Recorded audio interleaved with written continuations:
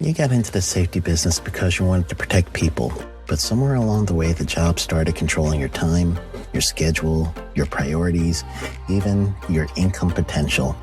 What if the expertise you've built over the years in the field can give you something more? More freedom, more control, more ownership of your future. I'm Sheldon Primus, the author of 7 Steps to Starting a Profitable Safety Consulting Business and the host of the Safety Consultant Podcast, with more than 350 episodes helping safety professionals become consultants and grow their career. Consulting changed my life. In fact, I'm a full-time RVer, and one consulting contract paid for my home I live in today. Now, I help safety professionals build their own consulting practice through bi-weekly coaching calls, accountability, and personal guidance. But this program isn't for everyone. Start with the Consultant Readiness Audit at sheldon.coach. What if everything we thought we knew about safety was just interference? From the host of the Rated R Safety Show and the founder of Safety FM comes the complete Signal Transmission Trilogy, now available in one powerful edition. Safety, in my opinion, the book that started the conversation. Safety Mutation, where the boundaries of culture, systems, and belief begin to break. And now, Safety Transmission, the final piece of the signal. For the first time, all 3 books are together in one volume. The Signal Transmission Trilogy, Complete Edition. This isn't just about compliance. It's about consciousness. It's about decoding the way we think, lead, and live, inside and outside the system. Whether you've been following the signal since the beginning or you're just now tuning in, this is the version to own. Search Signal Trilogy on Amazon or visit safetyfm.com to get your copy now.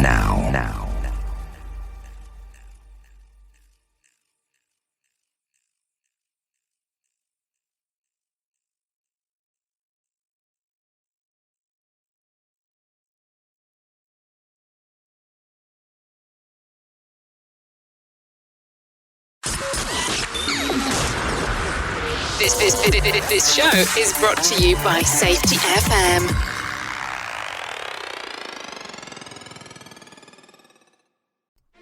When you think about the ancient title of knight, what do you think of? Someone who is honorable, brave, helpful, and chivalrous. Many of those old orders still exist, and they help people unify and develop leaders in the community. In March 2020, at the beginning of the pandemic, Safety Knights was formed. It's an online community created by and for safety professionals. I joined and was blown away. We share information to develop and support leadership within the safety community. Our members come from all areas of safety, and the best part of all of this? It's free. We are not like some of those other safety groups that charge money or are subject to the whims of censors and group administrators. Visit Safety Knights at safetyknights.com. That's Safety Knights, and Knights is spelled with a K. The following program is rated for mature audiences. It may contain adult language, adult situations, and frank safety discussions. The names and certain details have been changed to protect the safe and the unsafe. But believe me, every item in here is true. Cut-resistant gloves, today on Safety Wars. I think we're all guilty of this. What am I talking about? Way back in the day, when someone wanted cut-resistant gloves, they would be handed a pair of simple leather gloves. Sometimes they were a little bit thicker. Starting about midway in my career, in about 2008, the concept of cut-resistant gloves started working its way onto the jobs in the Northeast. Well, this is a pretty good thing, since 43% of occupational injuries involve the hands, in some way, in some shape, in some form. You can see how it's a major focus of a lot of safety programs. Here we are, picking on the procurement and estimator people again. People in that industry said, hey, no problem. So these are the estimators for construction jobs primarily. They said, cut-resistant gloves, that means leather gloves. And they ended up budgeting the jobs for $2 per pair for leather gloves.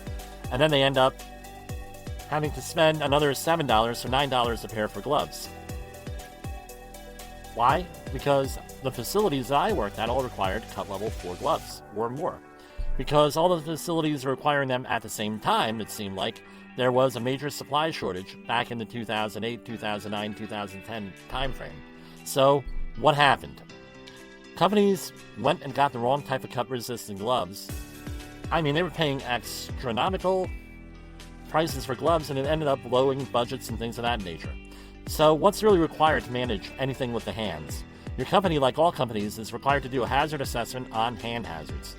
Apply the hierarchy of controls, that means to eliminate the hazard, then try to substitute the more dangerous hazard, that means reducing the risk to the hands overall, then going on and engineering the situation out, and then trying some type of an administrative hazard, and then only then require PPE, meaning, in this case, a pair of gloves. Before we get to cut-resistant gloves, we need to ask, what is causing the cut hazard, and can it be eliminated before we require anything else? It might be cheaper to eliminate the hazard in the long term, especially if you're in a manufacturing environment versus a construction environment. Some of the ways you can eliminate a hand hazard, a cut hazard, is rather than have everyone carry knives, maybe something else would be better, like a pair of shears, a pair of snips, wire cutters, anything else that you might need a knife for. If a knife is required, can we use one with a ceramic blade? A little bit of a safer knife with a self-retracting blade on it, right, spring-loaded. Has the person doing the assessment taken the time to do their job? Are they just looking in a catalog? Do they know about what the job is? Knowing about a job doesn't necessarily mean reading about it in a book, but actually going out, being the sharp end of the stick, going out and checking out the job. And are they actually empowered to make a decision? Or are we going to do the other thing? Leave it all up to the employees and manage their hand hazards. That's not really a good choice either. Maybe giving them a choice of gloves would be nice, but not necessarily having them choose what they're going to do in this case entirely, because as we know, we're going to get inconsistent actions, maybe makeshift things. Every once in a while, you may be getting a really good idea, and that's why you have to go to your employees and figure out what they're going to do. Have some buy-in from them. Maybe they have the better ideas on how to eliminate hazards, since they're the experts in the job, not the safety professional necessarily. How many organizations just go to a catalog or now a website and buy a pair of gloves that fits the budget, then just hand it to someone and say, hey, use it, that's a problem? What kind of training are you going to be giving on the job that you're in? Are we going to explain, hey, we're using these gloves because of X, Y, and Z? Because if you do not tell people why you're using a pair of gloves, right, or developing a process or anything like that, they're not going to have buy-in. They're just going to say, hey, I think this is stupid. I don't know why we're using this. I don't know why we're doing this. And you're not going to get compliance. You're not going to get cooperation. You're not going to have a very positive working environment, which is going to lead to further injuries and risks. So what is a cut-resistant glove? Cut-resistant gloves are gloves that have been subject to some type of testing.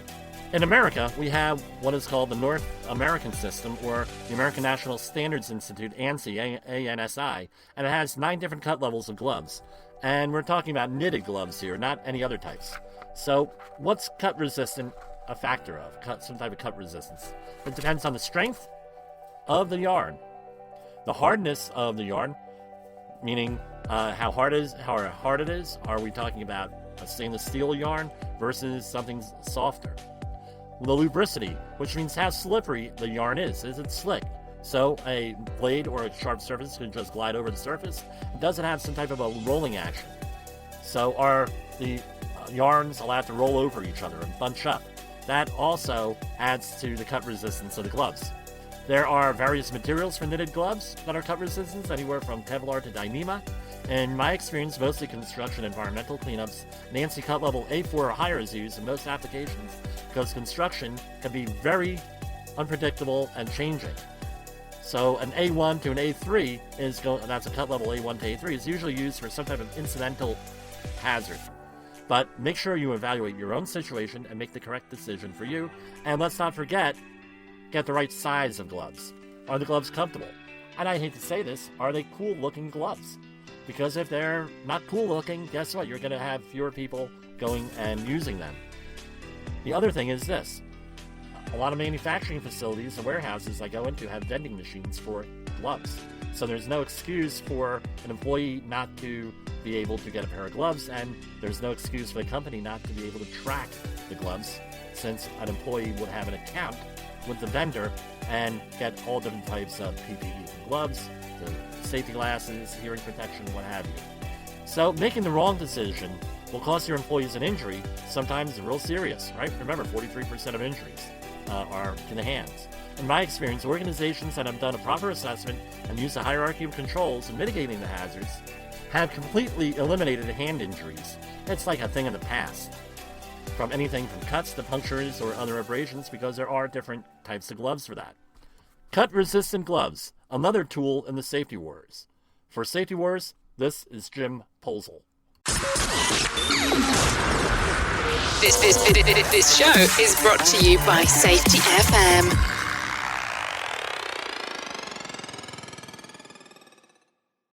You got into the safety business because you wanted to protect people, but somewhere along the way, the job started controlling your time, your schedule, your priorities, even your income potential. What if the expertise you've built over the years in the field can give you something more? More freedom, more control, more ownership of your future.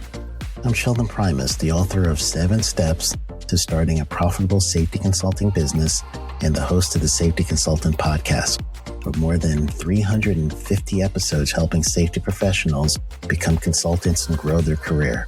Consulting changed my life. In fact, I'm a full-time RVer, and one consulting contract paid for my home I live in today. Now, I help safety professionals build their own consulting practice through bi-weekly coaching calls, accountability, and personal guidance. But this program isn't for everyone. Start with the Consultant Readiness Audit at sheldon.coach. What if everything we thought we knew about safety was just interference? From the host of the Rated R Safety Show and the founder of Safety FM comes the complete Signal Transmission Trilogy, now available in one powerful edition. Safety, in my opinion, the book that started the conversation. Safety Mutation, where the boundaries of culture, systems, and belief begin to break. And now, Safety Transmission, the final piece of the signal. For the first time, all 3 books are together in one volume. The Signal Transmission Trilogy, Complete Edition. This isn't just about compliance. It's about consciousness. It's about decoding the way we think, lead, and live, inside and outside the system. Whether you've been following the signal since the beginning or you're just now tuning in, this is the version to own. Search Signal Trilogy on Amazon or visit safetyfm.com to get your copy now.